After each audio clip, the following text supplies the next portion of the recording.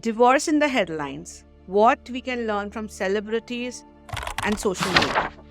Hello, my beautiful listeners. Welcome back to Resilient Hearts, turning breakdowns into breakthroughs. Today, I want to ask you something. Why do we get so fascinated when celebrities get divorced? Whether it's Johnny Depp and Amber Heard, or some high profile Bollywood's splits. Social media just explodes with opinions, debates, and sometimes even memes, which are really, really mean. But here's the thing, these aren't just headlines. They are real people experiencing real heartbreak. Yes, they are famous. Yes, they have money and lawyers. But at the core, they're still human, right? And unlike most of us, they're experiencing pain under a spotlight.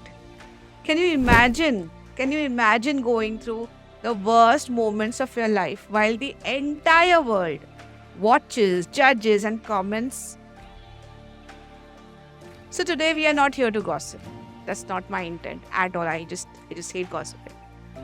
We are here to look deeper to see what we can actually learn from these public breakups and how we can apply those lessons in our own lives. Because while their breakups happen in the spotlight, ours happen maybe privately and in real life. And the lessons, they apply to all of us, right? Let's start with one of the most talked about divorces in recent history.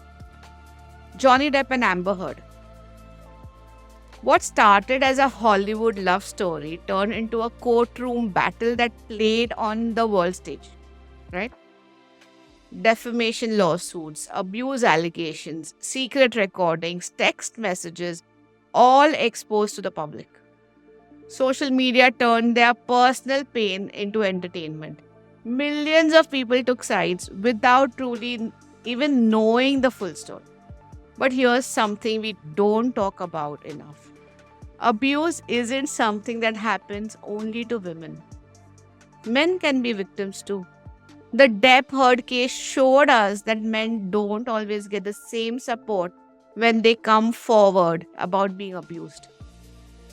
There are so many cases where men silently suffer because society tells them that they can't be victims.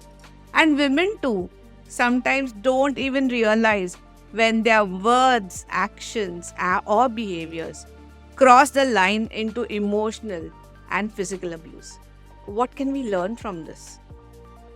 1. Abuse has no gender. It's not about men versus women.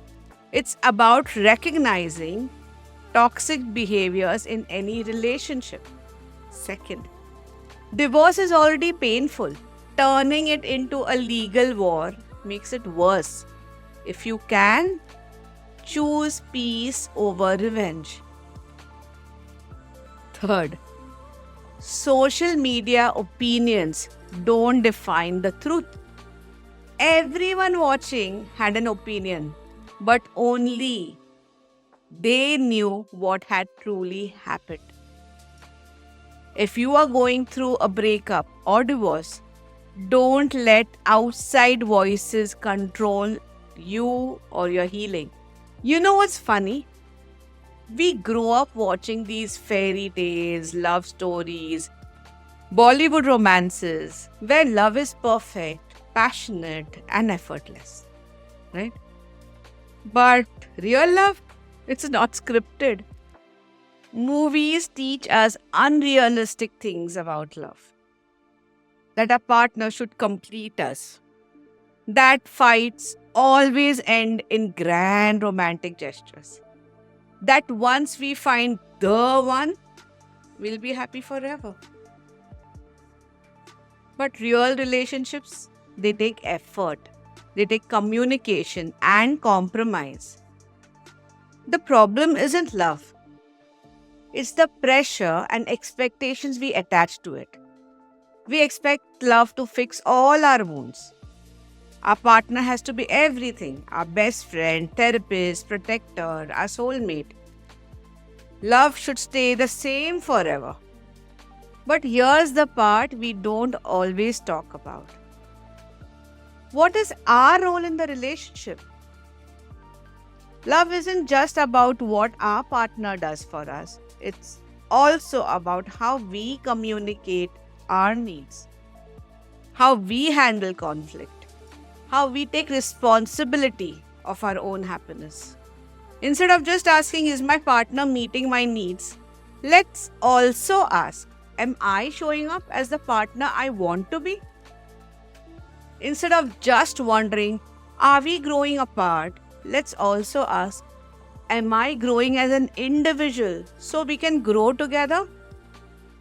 Because relationships aren't just about what we receive, they are also about what we give, how we grow, and how we take responsibility for our part in the love story.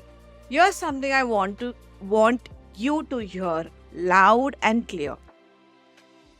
You are responsible for your own healing. You are responsible for how you react to pain. You are responsible for your next steps. Yes, your partner may have hurt you. Yes, society may have judged you.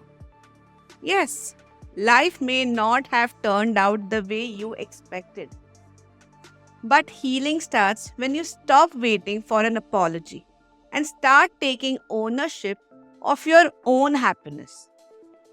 Ask yourself, am I blaming my ex for everything that went wrong?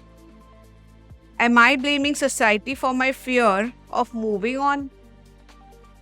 Am I waiting for someone else to rescue me instead of rescuing myself? When we stop blaming and start owning our power, everything changes. Healing is a choice. Moving forward is a choice. And today, you get to make that choice. If today's episode made you think about what your own relationship is like, about your own healing, or your own fears about divorce, I want you to know that you don't have to do this alone. In my Silver Divorce Toolkit, I don't just talk about these lessons. I give you step-by-step strategies to move forward, to rebuild your confidence, and also to find clarity. You can, of course, check out the link in the show notes if you're interested. Also, just know this, my sweethearts.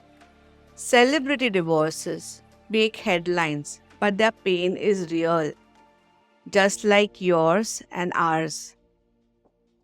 But healing is in your hands. Next week, we are diving into something deeply personal. Rebuilding after divorce. How to overcome loneliness and find joy again. Divorce isn't just the end of a relationship. It can also bring feelings of isolation and loneliness. But you know what? Being alone doesn't have to mean being lonely. In the next episode, we'll talk about how to rebuild your social life, reconnect with yourself, and create a fulfilling new chapter. If today's episode resonated with you, please share it with someone who needs to hear it. And if you're ready to take your healing deeper, check out my Silver Divorce Toolkit. As always, just know you're stronger than you think. And I'll see you next week. Take care.